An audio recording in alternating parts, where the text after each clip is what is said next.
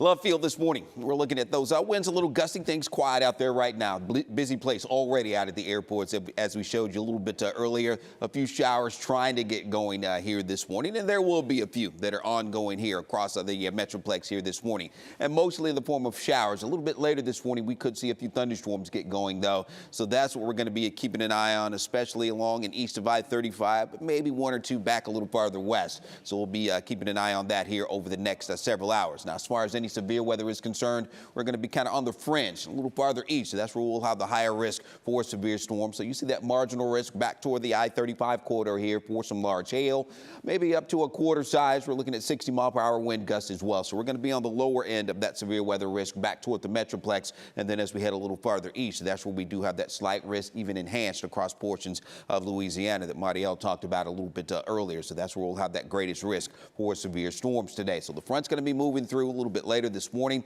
Now, out ahead of that, we will see some showers and maybe some thunderstorms as well. But as we head toward midday into the early afternoon hours, that's when the front sweeps through, and look at the storms. They blossom a little bit more in our far eastern, southeastern counties a little bit later this afternoon. This is around lunchtime, and maybe one or two more back closer to the metroplex here. But the bulk of the rain and storms will be off to our east. And then by late afternoon, I do think our rain and storm chances around most of North Texas will be ending, and we'll have that cooler, drier air moving in behind the front with those brisk northwest winds as we head on into this evening and tonight. Now, out ahead of the front, we'll see those temperatures in the lower 70s, maybe even to mid and upper 70s a little farther south. Behind that, we're looking at upper 60s to around 70 in our northwestern counties, getting out toward Bowie and Decatur, and then that cool air continues to filter in as we get into tonight. We'll dip down into the 40s, mid and upper 40s heading out the door tomorrow morning, maybe even some lower 40s. So are going to be pretty close to seasonal averages heading out the door, and those winds will be brisk tomorrow morning as well.